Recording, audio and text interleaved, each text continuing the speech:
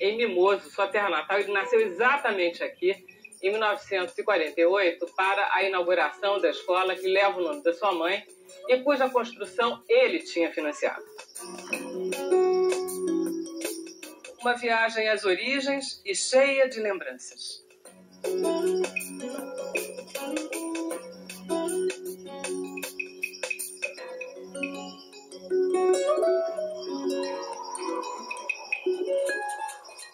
Com 83 anos, Rondon já era conhecido como desbravador do oeste brasileiro, o protetor dos índios, e tinha sido indicado para o Prêmio Nobel.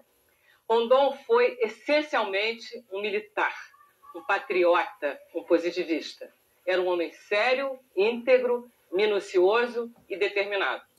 No final da sua vida, ele aceitava modestamente, mas sem falsa modéstia, as homenagens que lhe eram feitas pelos governos, pelas lideranças indígenas, pela comunidade científica. É porque ele devia se lembrar daquele menino de Mimoso, Cândido Mariano da Silva, que, órfão de pai e mãe, saiu daqui aos 7 anos e conseguiu conquistar o respeito e a admiração do mundo inteiro. Filho de um vaqueiro pantaneiro, o pai era um vaqueiro, Cândido Mariano da Silva, um caboclo, um vaqueiro pantaneiro, de uma índia, descendente direta de índios Terena e Bororo. Rondon não chegou a conhecer o pai. Quando Rondon nasceu, o pai já havia morrido há alguns meses, e a mãe morreu quando ele tinha 2 anos de idade. Mas para qualquer um que você começa a contar uma história dessa, já com 2 anos de idade você fala, a vida desse menino não vai ser fácil, ele não vai conseguir ser nada além do que um vaqueiro, um pantaneiro, um pescador pantaneiro. O menino Cândido foi criado pelo avô materno e pelas mãos do tio se mudou para Cuiabá, onde aprendeu as primeiras letras. A cidade era pequena, mas oferecia mais recursos que a localidade de Mimoso, onde nasceu. Se tornou soldado, com o objetivo único de seguir para a capital do país e ingressar na imponente escola militar que funcionava na Praia Vermelha. 6 anos depois, estava formado nos cursos de Estado-Maior e de Engenharia. E também se tornou bacharel em Matemática e Ciências Físicas e Naturais.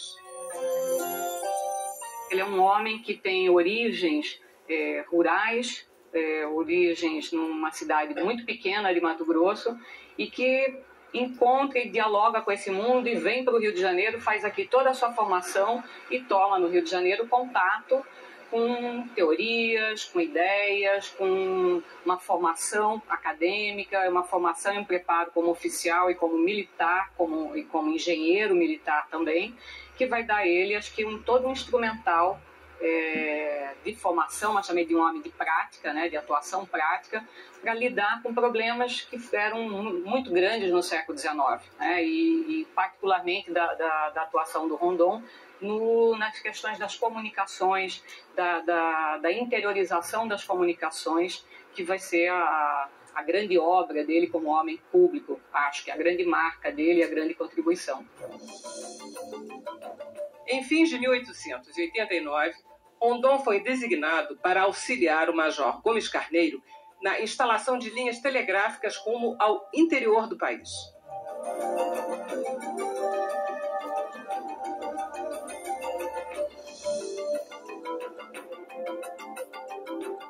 A ligação do Rondon com o telégrafo nasce de um aprendizado prático dele como auxiliar de uma comissão construtora de linhas telegráficas que pretendia unir o Rio de Janeiro a Mato Grosso, passando pela capital Cuiabá, e de lá até a fronteira com o que hoje é Goiás, né, a margem do Rio Araguaia. Ou seja, fazer essa ligação para chegar até Cuiabá. Tá? Esse foi o percurso da primeira expedição, ainda sob Império, né, da qual o Rondon participou. O que marca a vida do Rondon e o que faz com que o Rondon tenha um comportamento totalmente diferenciado com relação aos índios, não só aos índios, mas as populações caboclas que também viviam aqui, que eram populações tão desprotegidas quanto os indígenas também, foi um episódio que aconteceu na primeira inserção do Rondon na mata junto ao general Gomes Carneiro, ainda em 1892. E durante a madrugada, o Gomes Carneiro acorda o Rondon, chamando Cândido, Cândido, acorde, acorde. O Rondon acorda e fala, pois não, general. E o general fala, escute. E o Rondon fala, estou ouvindo, os pássaros estão cantando. E Gomes Carneiro diz, mas os pássaros não cantam à noite. Nosso acampamento está cercado pelos índios bororos. Levanta, desmonta o acampamento e vamos embora. E o Rondon não consegue entender como é que uma tropa do exército praticamente bate em retirada, foge dos índios. E pergunta para o Gomes Carneiro, mas nós somos vários homens, todos armados, né? Vamos bater em retirada, vamos fugir? Gomes Carneiro, sim, o território aqui é a terra dos índios. Nós somos os invasores. E seria uma covardia nós armados atacarmos eles apenas com flechas e tacapes. O primeiro-tenente Cândido Mariano da Silva Rondon, então jovem e ardoroso republicano, com 25 anos, engenheiro, participou do projeto desde seu início. 25 anos depois, a 1º de janeiro de 1915, ele inaugurava aqui a Estação Telegráfica Santo Antônio do Madeira, ligando definitivamente a atual Porto Velho ao Rio de Janeiro. Era preciso integrar melhor o extenso território nacional, que desde os tempos dos bandeirantes não recebia muita atenção. O telégrafo, naquela época, era a forma mais eficaz de comunicação.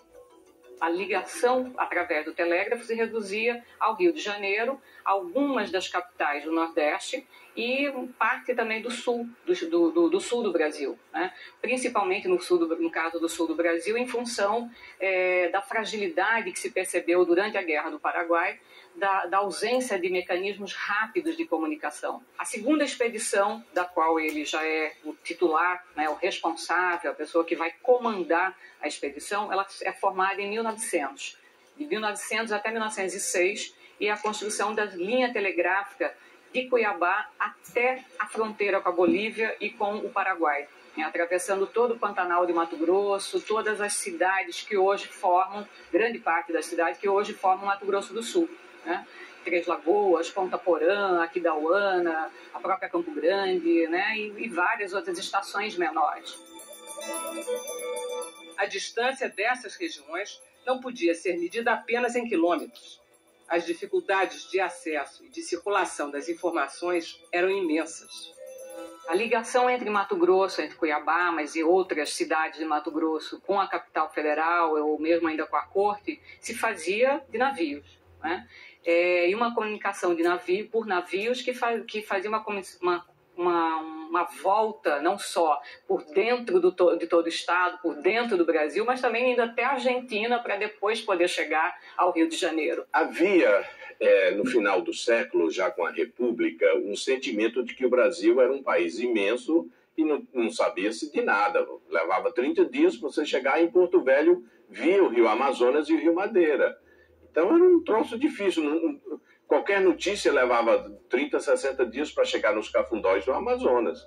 E até então toda a comunicação se fazia por navio, né, 2 meses para chegar cartas, né, jornais também divulgava-se, enviava-se jornais do Rio de Janeiro, revistas por assinatura e tudo mais, mas chegavam 2, 3 meses depois ao seu destino, né?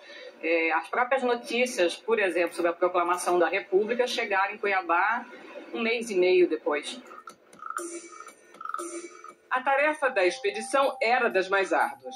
A cada dia, naquele pedaço desconhecido do território brasileiro, surgiam novas e enormes dificuldades. Primeiro, a hostilidade dos índios, que ele teve que conquistar a confiança dos índios. Depois, a própria dificuldade nos terrenos, em superar obstáculos, em atravessar rios, em montanhas, áreas com muitas pedras, com muitas árvores, com tudo uma dificuldade, e também de manter o grupo unido em torno de um propósito, não só a elite que vinha junto com ele, mas também o pessoal que vinha para o trabalho de força bruta, mantê-los unidos, disciplinados e objetivados naquilo que deveria ser feito. Nesse momento nós temos um processo de imigração de europeus para o Rio de Janeiro, para São Paulo, para Minas Gerais, para as plantações de café. Aqui não tinha uma economia tão forte, eram as drogas do sertão.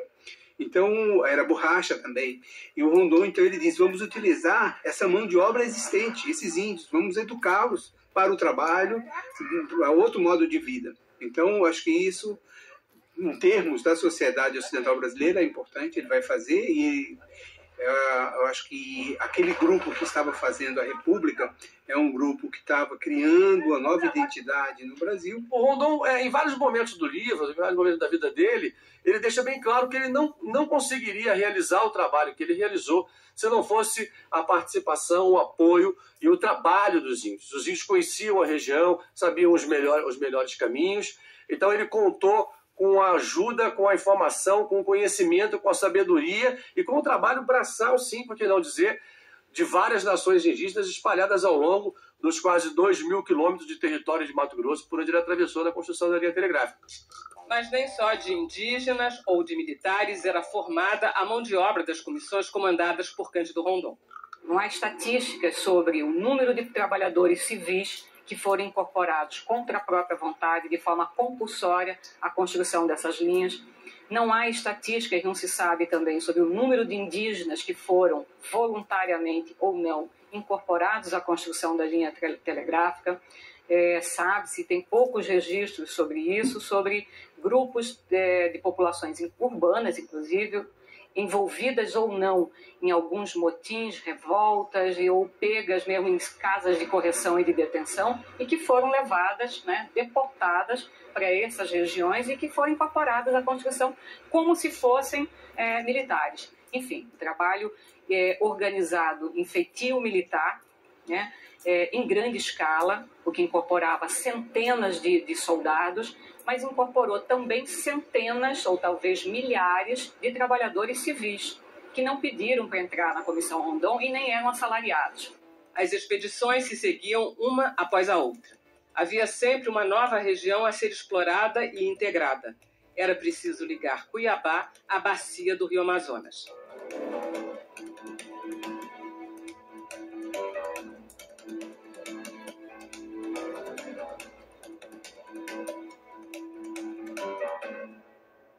Começando de novo em Cuiabá, mas aí subindo em direção à região que hoje é o Acre, e que fazia parte naquele momento de uma região recém-anexada ao Brasil, através de um movimento de guerra, de um conflito armado.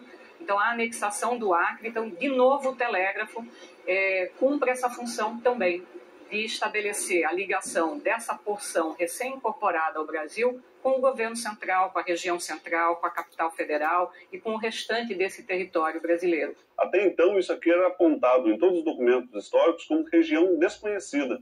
Ele fez um trabalho de mapeamento dessa região, de estudo antropológico dos costumes dos indígenas, deu nome aos rios, identificou quais eram as foz, os comprimentos dos rios, enfim, fez um trabalho geológico, cartográfico dessa região. E por conta disso é que Rondônia efetivamente existe. A Comissão Rondon, ao longo dos seus 20 anos de funcionamento, esticou pelo menos 6.200 quilômetros de fios telegráficos e inaugurou 71 estações como esta aqui de Ji-Paraná, que é uma das poucas construções que restam dessa época.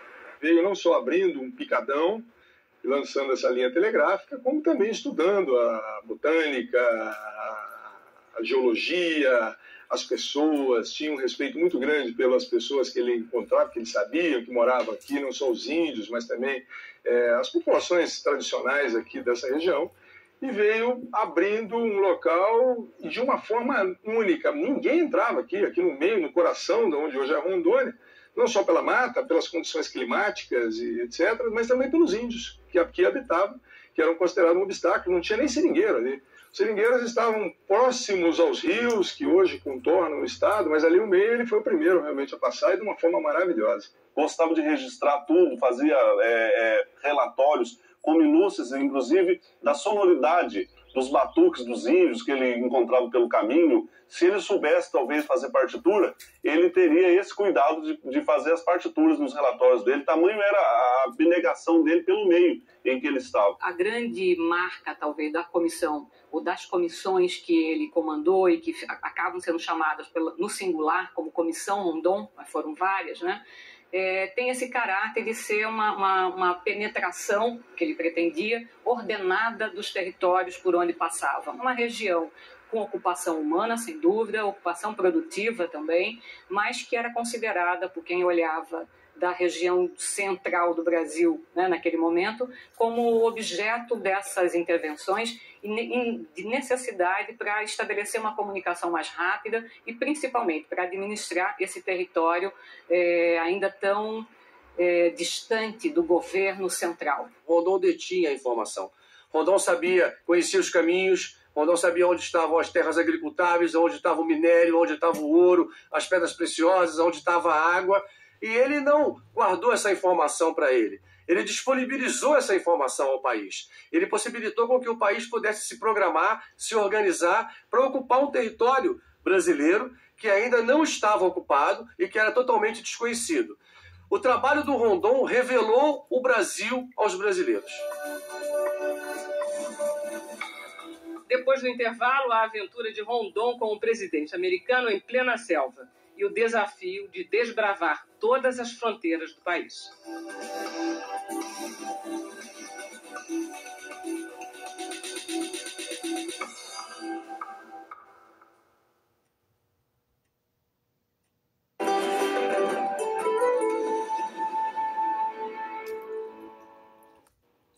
A população indígena atualmente no Brasil é estimada em 500 mil pessoas.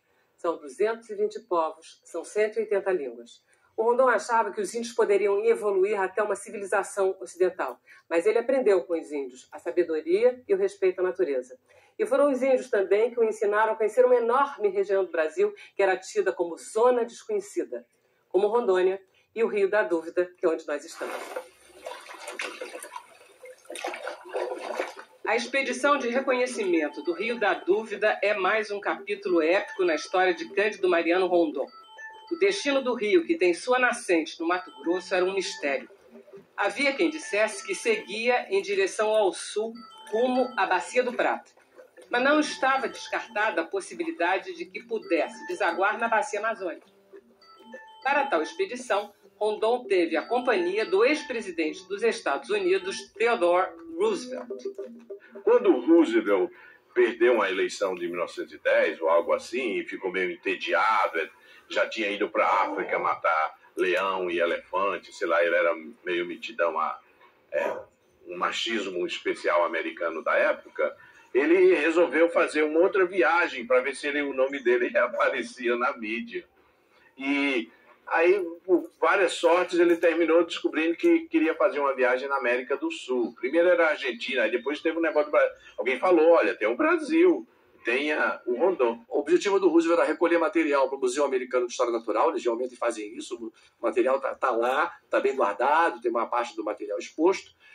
E o Rondon fala, não, eu vou ter o maior prazer em levar o ex-presidente americano, mas eu quero incluir na expedição a cartografia do Rio da Dúvida, para que parte da produção do conhecimento científico feito durante essa expedição fique aqui no Brasil. Ele é indicado pelo presidente da República para acompanhar o Roosevelt nessa expedição.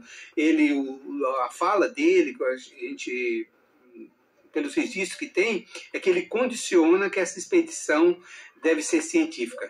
Então ele condiciona que não deveria ser, digamos, um passeio, né, um turismo, mas agregasse um trabalho como ele fazia. Qual era esse trabalho que ele fazia? Ele agregava e integrava suas equipes profissionais de botânica, de zoologia, geólogo, linguista, antropólogos. Para se encontrar com Rondon, o ex-presidente teve que contornar toda a costa leste da América do Sul, entrar no Rio da Prata e subir até a fronteira com o Mato Grosso. Em Corumbá se uniu aos brasileiros. O grupo seguiu até Cáceres e de lá se deslocou em direção à nascente do Rio da Dúvida. Com fama de aventureiro, Roosevelt já tinha explorado a África, mas foi aqui, na selva brasileira, que ele descobriu como pode ser hostil o mundo selvagem.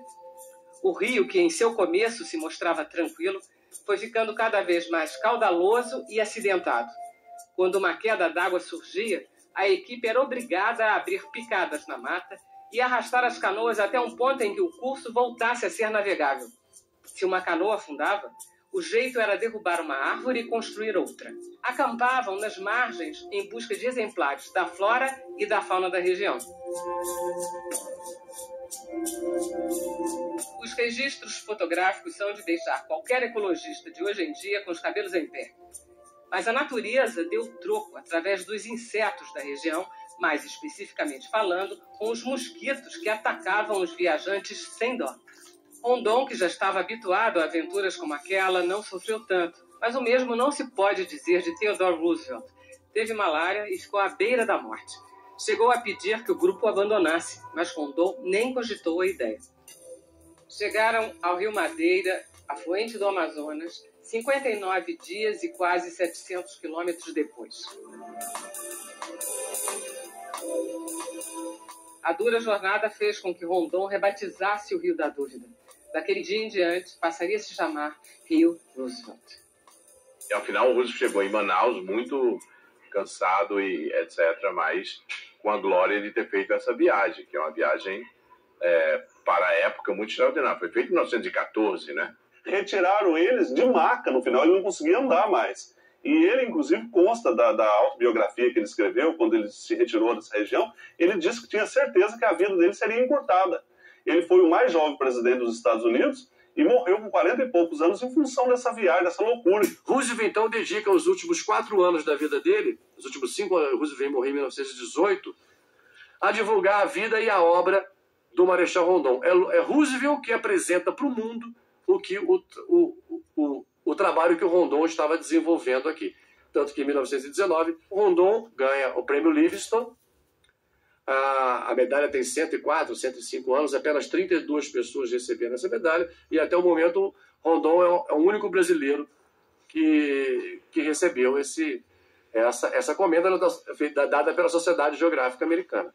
So it's a pretty stiff bar of achievement to have to rise to for someone to receive it. And so the fact that Cândido Rondon, is that close, was given it is quite an extraordinary thing. And it was that combination of being a humanist as well as a scholar that made him be qualified for this. Se Roosevelt não tivesse vindo aqui, o mundo não tomaria conhecimento do que estava acontecendo na Amazônia, que estava acontecendo o trabalho de um grande homem. No ano passado, para celebrar os 100 anos dessa expedição, o engenheiro Marc André Meyer, os coronéis do Exército Irã Reis e Ivan Carlos Gingriangonese e o professor americano Jeffrey Lehman resolveram refazer parte do trajeto utilizando caiaques. Eu sempre tive uma fixação muito grande, para mim, o meu norte, como explorador, é o Rondon. E eu já tinha homenageado o Rondon na descida do Rio Negro, fazendo a biografia dele. Na descida do Amazonas, a primeira parte, fazendo Manaus-Santarém, eu tinha chegado até o rio Cuminá. Ele, como general de divisão, na época de demarcações de fronteiras, ele tinha subido o rio, que na época era o mais difícil de subir, e ele assumiu essa responsabilidade. Então, tinha homenageado nesse trecho. E surgiu nessa mais uma oportunidade de homenageá-lo. Então, imediatamente eu disse, estamos juntos. Nós levamos nessa expedição 21 dias. Foram do dia 21 de outubro a dia 13 de novembro, com um intervalo de 2 dias, com um empecilho que houve no caminho, que nós encontramos os índios Cinta Larga. Nós fomos a expedição, em homenagem à original, que maior percurso realizou. Nós descemos no quilômetro 256 em diante, e as outras começaram do 420 até a Foz. Finalizando essa epopeia, foi uma vitória. Foi uma vitória de missão cumprida, atingimos o objetivo de rememorar esse passado. As missões telegráficas haviam chegado ao fim, mas logo outra se apresentou. No final da década de 1920, Rondon foi designado como inspetor de fronteiras. Uma nova saga o esperava. O que acontece no final do século XIX e começo do século XX? Grandes acordos internacionais que foram comandados, esse trabalho das relações internacionais foram comandados pelo Barão do Rio Branco. Que bom que o país teve uma pessoa como o Barão do Rio Branco, que fez um trabalho diplomático, político, que culminou com os acordos internacionais que delimitaram os limites entre o Brasil e quase todos os outros países da América do Sul. E o Barão do Rio Branco fez um trabalho diplomático político, mas o ato de demarcar as fronteiras, de colocar marcos nas fronteiras, isso foi feito pelo Marechal Rondon. Em mais de 17 mil quilômetros, desde o Rio Grande do Sul até Roraima, com uma quantidade absurda de marcos. Eu não sei precisar para você nesse momento quantos marcos foram colocados. O importante é que nenhum marco foi questionado por nenhum país. Os militares têm que colocar uma pessoa da sua confiança. Então, o Rondon é um quadro, eu acho, bastante interessante para o Exército, importante para o Exército, conhecedor. Ele tinha trilhado, né? Ele não fica... Mato Grosso já era uma extensão, que é Mato Grosso do Sul, Mato Grosso, que é hoje, e Rondônia. Ele conhecia tudo isso aqui. Eu costumo definir que as fronteiras brasileiras elas se consolidaram na pena de Rio Branco e nas botas do Marechal Rondon. O trabalho começou no rio Oiapoque, que faz divisa com as Guianas. No caminho, comunidades ribeirinhas e tribos como a dos Benarés. A aproximação com as mais diversas etnias das regiões de fronteira tinham um objetivo claro. O Estado brasileiro se colocando ali na fronteira, além do mais, ele nacionaliza aqueles índios. Aqueles índios são brasileiros. De barco, subiram o rio Amazonas. O destino era o Monte Roraima e a tríplice fronteira entre Brasil, Venezuela e Guiana Inglesa. A empreitada exigiu esforço. Os índios macuxis foram recrutados para auxiliar a expedição. Do acampamento à beira da montanha, dava para ver o tamanho do desafio. A altitude beira os 3.000 metros. Após uma caminhada longa e exaustiva, lá estava Rondon em um dos pontos mais altos e mais remotos do país. A vista deslumbrante como é até hoje.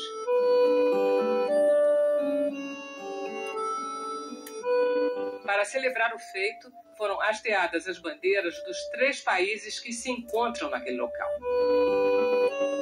Veio palmilhando essa fronteira em lugares que nunca ninguém tinha passado, outros sim, reencontrando marcos, lançando novos marcos, estudando a viabilidade da fronteira, militarmente falando, mas também do ponto de vista econômico, estudando as populações tradicionais que existiam ao longo da fronteira, onde tinha índio, onde tinha quilombola, onde tinha ribeirinhos, e propondo ações governamentais para que essa fronteira fosse mantida.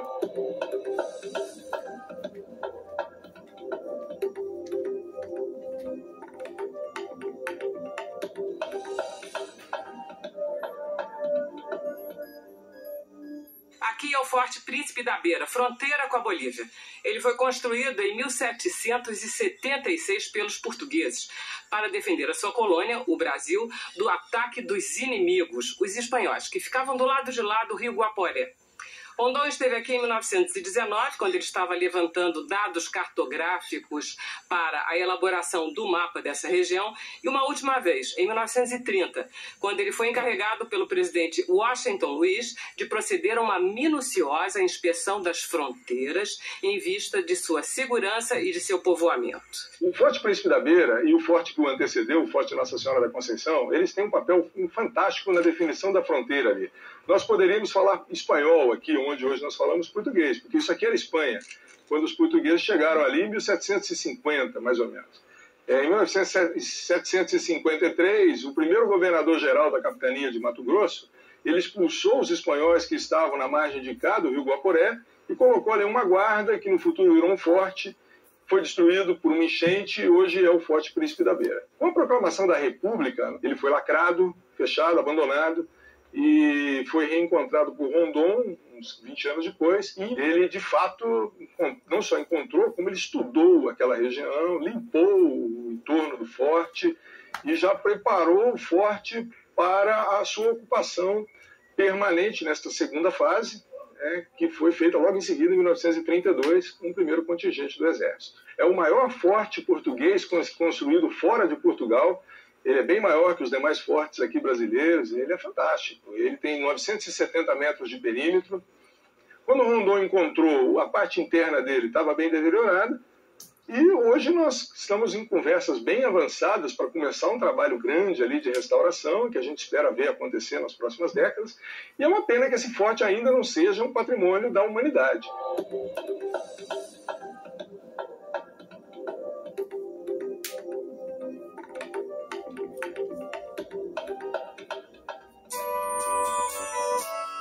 De aldeia em aldeia, de cidade em cidade, a inspeção de fronteiras seguiu até mais uma tríplice divisa entre Brasil, Paraguai e Argentina. Nos registros feitos pelo Major Luiz Tomás Reis, fiel companheiro de Rondon, imagens das Cataratas do Iguaçu e do Salto das Sete Quedas, que viria a desaparecer depois da construção da usina de Itaipu. Esses registros fotográficos e cinematográficos feitos por Rondon foram um diferencial do seu trabalho desde as primeiras expedições.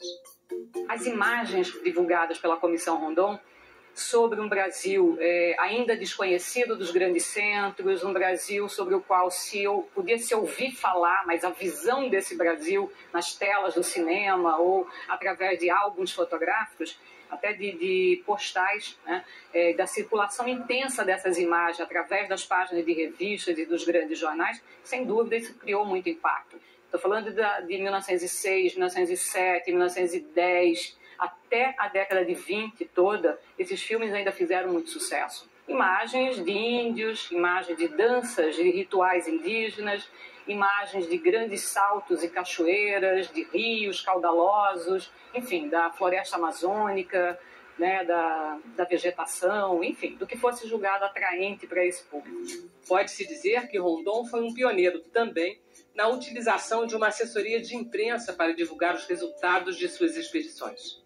Assim, com a aprovação da opinião pública, ficava mais fácil garantir a continuidade do trabalho. A cada local em que ele aportava, nos postos telegráficos, ele mandava um telégramo para as redações do jornal dizendo o que tinha detectado ali, onde ele estava a caminho de onde, qual era a previsão de chegar no próximo destino. Ele fazia uma descrição da viagem. Havia um escritório sediado no Rio de Janeiro, o escritório central da Comissão Rondon, que fazia essa interlocução, fazia um duplo trabalho. Fazia o que hoje a gente pode chamar de um trabalho de assessoria de imprensa, né? Postando pequenas notas, fazendo chegar à redação dos jornais informações sobre o avanço da linha, uma novidade descoberta, um novo rio identificado, notícias que saíam sobre o trabalho da Comissão Rondon na imprensa local, na imprensa do Rio de Janeiro, na imprensa dos vários estados. A seguir, morrer se for preciso, matar nunca. O lema de Rondon transforma a política de proteção aos índios do Brasil.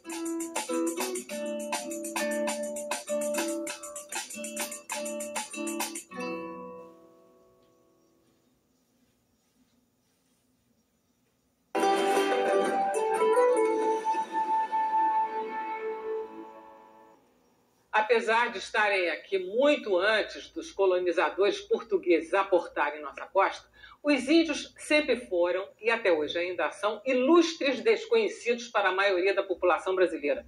E o que é pior, frequentemente foram vistos como ameaça ao homem branco que queria ocupar as suas terras.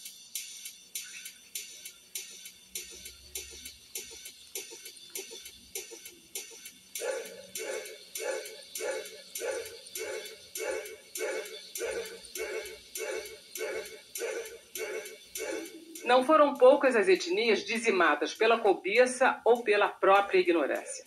Uma outra forma de tentar reduzir o atrito com os donos originais da nossa terra foi a catequese. Acreditava-se que só através dela era possível alcançar a socialização dos índios. Com o avanço das expedições do positivista Cândido Rondon pelo Brasil desconhecido, essa relação começa a mudar.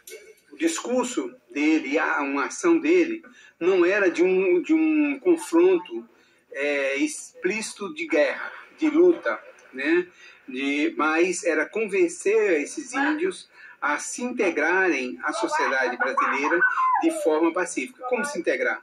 Se integrar era ele dando essa educação para o trabalho, era ele regulamentando, reorganizando o espaço de vida desses índios. Quando ele regulamenta terras indígenas, quando ele coloca em espaços para a colonização, abre espaço para a colonização, ele está fazendo esse ordenamento. E ele dizia que isso era possível fazer de forma pacífica, em trazendo o índio para o nosso convívio. É um homem que também destoa, né? E que leva, acho que toda uma elaboração que vem também do apostolado positivista, que já havia uma elaboração de pensar de que forma poderiam fazer a incorporação dos indígenas à sociedade nacional, à sociedade brasileira, claro que como subalterno, como um cidadão de segunda ou de terceira classe, que precisaria ser educado, né, civilizado e depois, talvez, um século, né, ser incorporado como brasileiro. O Rondon foi criado pelo tio dele, né? Os pais morreram muito cedo, ali perto de Cuiabá, em Le Verger, Santo Antônio do Le Verger, e teve uma vida de um filho de um pequeno fazendeiro que tinha uns talentos e muito cedo, com 15 anos, veio para a escola militar no Rio de Janeiro. Então, e naquela ocasião não aparecia índio Bororo, nem Terena, nem Guaná, nem nenhum desses índios apareciam, a não ser como curiosidades. Então, eu acho que Rondon não teve nenhum convívio com os índios na infância. Nenhum. Toda a sua criação amorosa por os índios foi feita intelectualmente e emotivamente em função dessa intelectualidade. E desenvolveu, inclusive, estratégias de contato com os indígenas que depois vão sendo usados por outros, até pela própria FUNAI, né, depois, anos e décadas depois. Contato com os índios de forma não violenta, né, de conhecer a língua do índio para poder se comunicar com ele, oferta de presentes, enfim, essas são práticas, né, e políticas de contato com o índio que, de fato, diferem do que se fez, por exemplo, durante a construção de outras grandes obras públicas no interior do Brasil, no estado de São Paulo, por exemplo, onde se exterminou povos indígenas que desapareceram. Guaranis, caingangues, né, são grupos que desapareceram. Ele foi atingido por uma flecha, um garoto, um índio Iambiquara de 16 anos de idade. Os Iambiquaras eram os índios bravos, eram ferozes, já conhecidos. Rondon estava em busca do lendário rio Juruena, nessa época, 1906, era bem começo da linha telegráfica que ligou Cuiabá ao Santo Antônio da Madeira, onde hoje é Porto Velho, e Rondon caminhava com alguns homens a cavalo na mata, quando um índio, um garoto de 16 anos, um garoto com 16 anos, que ele já era um homem naquela época, avistou a equipe do Rondon e, para afugentá-los, atirou 3 flechas no Rondon. 2 não acertaram nele, o que é incrível, porque índio não erra flecha. O garoto fez aquilo para assustar o Rondon e a equipe do Rondon. Rondon não se intimidou. E a 3ª flechada veio exatamente no coração do Marechal Rondon. Mas ela foi barrada pela cinta de couro que o Marechal usava, uma cinta de apoio de coldre para carregar a arma. A cinta conseguiu bloquear o veneno que tinha na flecha. A flecha feriu o Rondon, mas ele não morreu. E é exatamente por não ter morrido que o Rondon conquista os Iambiquaras. Ele não reage ao ataque dos índios, não permite que os homens que estavam com ele armados reagissem, muito pelo contrário, ele recolhe as armas e manda que um dos seus homens volte ao acampamento com as armas e fica na mata para encontrar os Iambiquaras. Ele conversava com os índios e quando ele chegava, os índios se referiam a ele como grande chefe, que era uma titulação que só se dá àqueles a quem os índios admiram incontestemente, que são os chefes deles próprios. Alguns índios Bororo, os Bororo orientais, já tinham contato com a sociedade brasileira, mas os ocidentais não tinham. Então há um encontro inicial, né? Um encontro fortuito em que, naturalmente, o Rondon se encanta, porque a cultura Bororo é uma cultura encantadora, é uma cultura organizada, cheia de rituais, em que tem o chefe da aldeia, o chefe guerreiro, o chefe cerimonial, em que tem uma força telúrica muito grande. As aldeias são organizadas num círculo com divisões por metades, tem um círculo, tem uma casa central.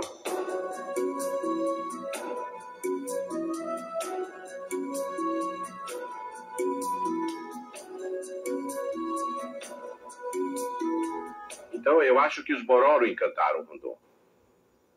Foi um encantamento que fez com que ele sentisse dentro do seu peito não somente a história a ideologia positivista sobre o papel do índio, mas da sua própria vivência. Carne e osso, ele também é descendente de índios, né? A gente vê pela cara dele. Na medida que ele vai envelhecendo, mais cara de índio ele fica, né?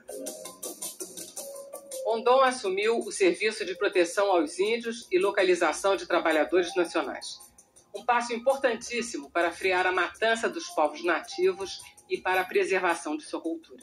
Se matava de muitas formas. Se matava botando veneno nos lugares de verão onde eles buscavam água. Se matava deixando roupa impregnada de gente que tinha tido sarampo, catapora ou varíola, em que os índios então usavam, assim, depois pegavam essas doenças, e se matava contratando umas pessoas que eram chamadas naquela época de bugreiros, isto é, matadores de bugres, que eram pequenas expedições, tipo pequenas bandeiras para matar índio. E isso ficou conhecido internacionalmente quando uma pessoa que participou dessas missões, dessa expansão, denunciou no Congresso Internacional dos Americanistas em Viena, em 1907. Aí foi um escândalo. O Brasil está matando índios. Está matando da forma mais cruenta que se pode matar. E esse escândalo provocou no Brasil, no governo de Nilo Peçanha, a necessidade de se criar um órgão para cuidar desse assunto. Aí ele convocou e convocou o Rondon, e naturalmente a ideia do Rondon, a imagem do Rondon já era muito forte. A criação das primeiras reservas indígenas seguia, no entanto, uma linha de raciocínio diferente da atual: socialização e proteção. Proteção no sentido também de reorganizar a relação que os povos indígenas tinham com, por exemplo, com donos de seringais, que escravizavam os índios. Então ele ia fazer esse ordenamento, ele vai dizer como deve ser, vai falar da escola, vai falar de oferecer um aprendizado profissional de carpinteiro. Esses índios trabalhavam com ele na carpintaria, construindo os postos, na manutenção das linhas telegráficas. Então ele vai falar dessas condições de introduzir gado para os índios criarem seus rebanhos, de produção do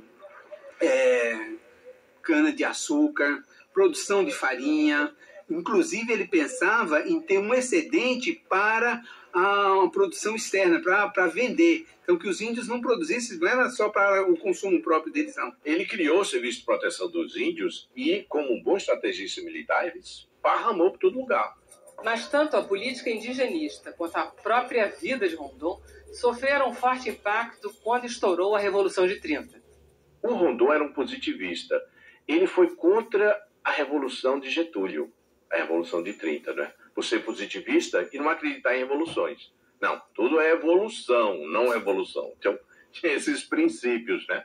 E o Getúlio e o pessoal dele, mesmo sendo positivista também, como diversos eram, ficaram desconfiados do Rondon. Ele pede baixa, ele vai para a reserva e não interrompe, digamos, a sua colaboração direta. A possibilidade de reaproximação de Rondon com o governo central se deu por conta de uma disputa de fronteira entre dois vizinhos, Peru e Colômbia. Ele foi nomeado pelo Getúlio em 1934 para ser o pacificador dessa região, para encontrar uma solução para essa disputa da Colômbia com o Peru sobre esse território. E ele ficou 4 anos morando entre a cidade de Letícia e a cidade brasileira fronteiriça. E o Getúlio meio que testou o Rondon nessa história, testou o patriotismo dele. Vai lá e resolve essa parada. E ele resolveu a situação, a disputa sobre terra, e saiu com um tratado. Com a confiança restabelecida, quando o governo Vargas decidiu avançar na questão da demarcação das terras indígenas, foi Rondon o primeiro nome a ser lembrado. Ele é convidado depois, em 39, 40, para assumir a direção do CNPI, o Conselho Nacional de Política Indigenista, que era um órgão que deliberava, devia dizer, o caminho da ação indigenista brasileira. Rondon estabelece que terra indígena não é lote, não é gleba. Terra indígena é aquilo que é culturalizado, é aquilo que é reconhecido pelos índios. Não é só aquilo onde ele planta, não é só aquilo onde ele caça, aquele território onde ele caça. É aquele território que ele reconhece, que sabe que aqui tem isso, que aqui tem aquilo, que algum dia eu posso ir para coletar alguma coisa, eu posso ir para pescar, eu posso ir para fazer alguma coisa assim. Esse conceito vai aos poucos crescendo e surge o máximo disso, e o máximo que é a grande legado do SPI é na criação do Parque Nacional do Xingu. Rondon também foi um dos fundadores do Museu do Índio no Rio de Janeiro em 1953.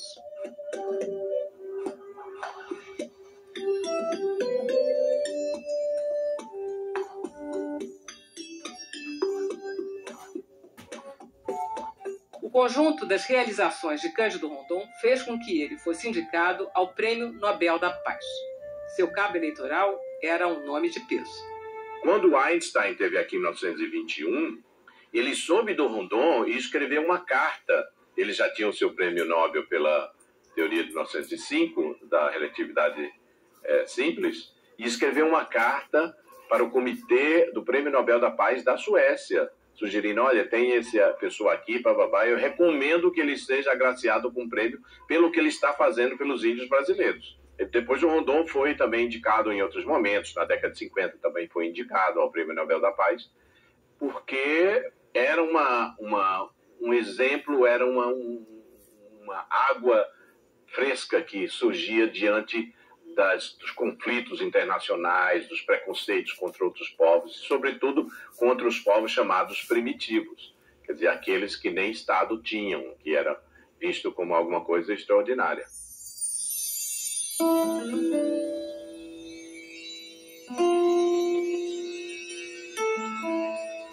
Foram muitos os tributos que Rondon recebeu.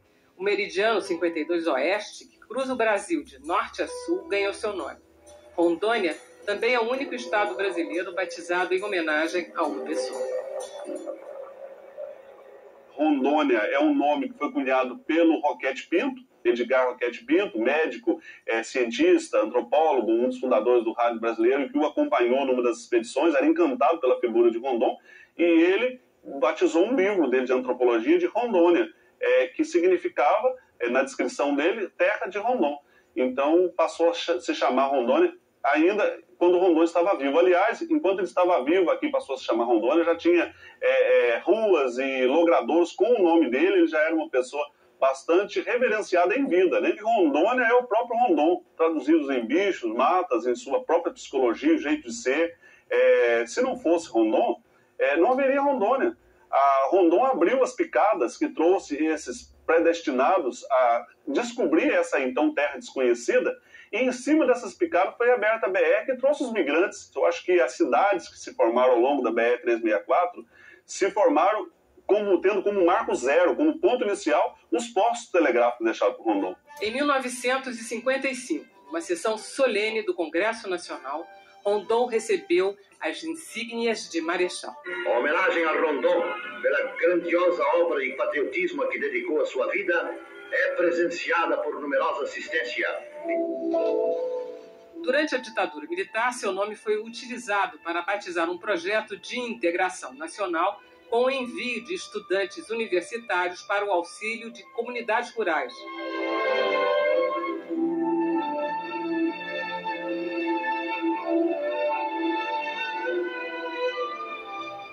O projeto Rondon chegou a ser extinto em 1989, mas foi reativado em 2004 e, desde então, já levou mais de 12 mil rondonistas a cerca de 800 municípios. O Rondon foi uma figura de proa que fez com que os brasileiros, na média, vissem que tinha uma figura fundamental defendendo os índios, e que os índios, dizendo que os índios eram parte essencial do Brasil. Mas, nos últimos anos, o nome de Rondon tem meio que esmaecido, um retrato na parede, né? E as pessoas não sabem a importância que ele teve, o legado que ele teve em relação aos povos indígenas, em relação a comunicações no Brasil e tudo mais. É um momento também da intelectualidade brasileira, da história brasileira recente, que vai ser ultrapassado e um dia vai se reconhecer em breve quem é o verdadeiro Rondon e qual foi o seu papel e por que é que nós somos um país melhor por causa do Rondon. I thought it was very interesting that Roosevelt said that he considered Rondon to be one of the 4 greatest explorers of his time. He ranked him with Roald Amundsen, Richard Byrd, and Robert Peary. That's quite some company at that time to be in. So I think he's someone that Brazil can be very proud of. Rondon teve 74 malárias. Ele morreu cego por causa das malárias que ele teve. Rondon teve uma vida fantástica, viveu fazendo aquilo que gostava e o que queria. Então, com certeza, ele foi um homem muito feliz, realizado realmente, devia estar muito satisfeito com a vida, enquanto realizava o trabalho que ele fazia. Tinha um amor tão exacerbado pelo Brasil que ele falava viva a pátria a cada descoberta. Aliás, foram as últimas palavras dele quando ele estava no berço de morte, morrendo, cego, com 92 anos, ele falou viva a pátria.